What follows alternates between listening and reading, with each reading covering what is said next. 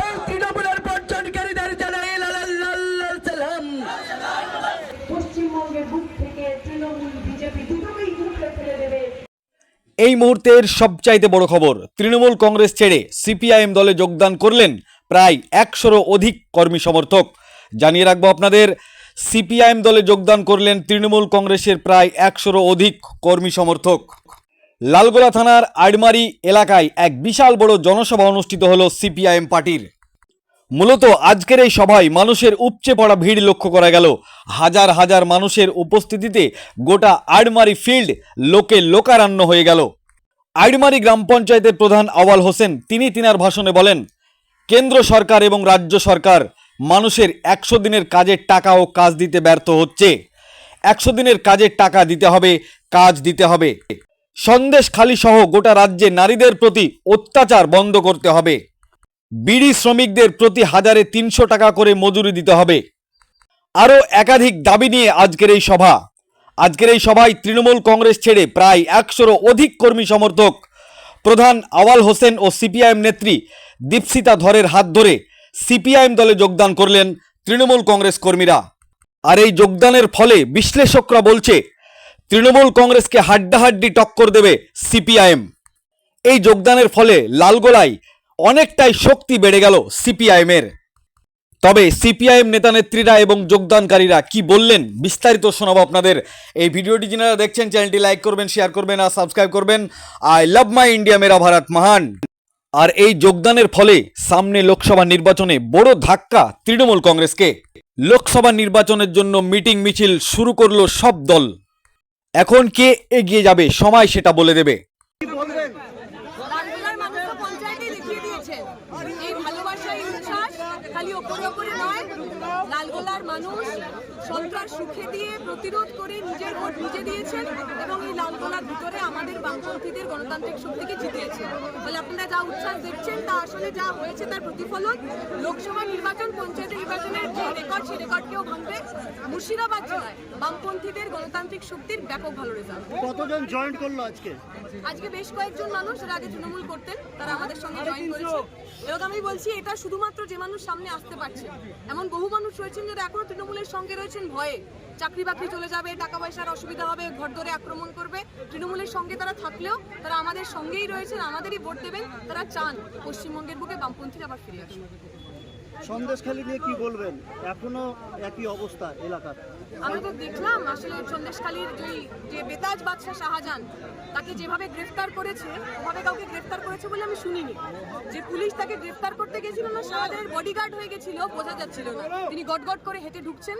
সেই শাহজাহানের বিরুদ্ধে কিরকম চার্জ, গণধর্ষণের চার্জ, মহিলাদের সঙ্গে মারপিট করার, সেক্সুয়াল হ্যারাসমেন্ট করার, শারীরিক নিগ্রহের চার্জ, মানুষের জমি লুট করার, বিঘার পর বিঘা জমি লুট করেছেন। তারপরেও পশ্চিমবঙ্গের পুলিশ এতদিন ধরে কি করছিল?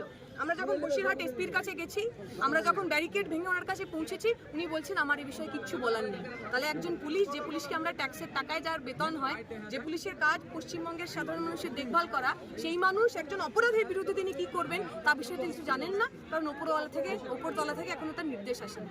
আমরা এই যে সার্বিক অবস্থা, যেখানে পাড়ায় পাড়ায় গ্রামে গ্রামে এমন বহু শাহজাহান শেখ, বহু শিবু সর্দার, বহু উত্তম সর্দাররা দাপিয়ে বেড়াচ্ছেন, আমার মা বোনেদের ইজ্জতে হাত দিচ্ছেন, গরিব মানুষের অর্জিত সম্পদ, তাদের জমি কেড়ে নিচ্ছেন, তাদের বিরুদ্ধে আমাদের লড়াই এবং সে লড়াই চলবে।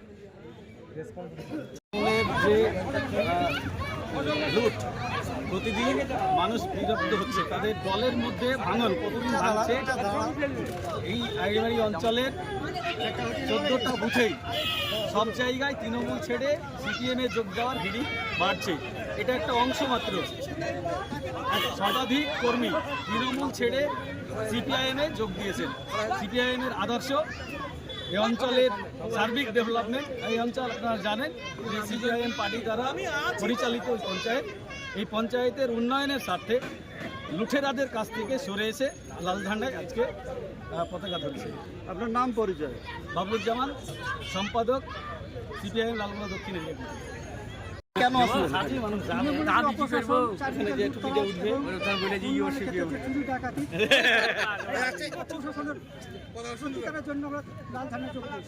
কোন অঞ্চল থেকে আপনারা যোগ দিলেন? কতজন মতো দিলেন? 100 জন অন্তত। দাঁড়ান আমি ধরে। তৃণমূলের কর্মী লাল ঝান্ডার তলে যোগ দিয়েছে। ওই তৃণমূলের কোনো পদে ছিলেন? ওর কি নাম আপনার? এই তৃণমূলের বর্জনকারীদের জানাই লাল লাল লাল লাল সালাম। এই তৃণমূল ত্যাগকারীদের ইনকিলাব জিন্দাবাদ জিন্দাবাদ জিন্দাবাদ সিপিআইএম জিন্দাবাদ জিন্দাবাদ জিন্দাবাদ সাকি বদলে বন্দে বদলে বদলে লাল সালাম। লোকসভা নির্বাচনে তৃণমূল বিজেপিকে পরাস্ত করতে সমস্ত মানুষ এখন তাই তো বলে আগামী 10ই মার্চ ভগবানগোলা হাই স্কুল মাঠে মোহাম্মদ সেলিমের সবাই দলে দলে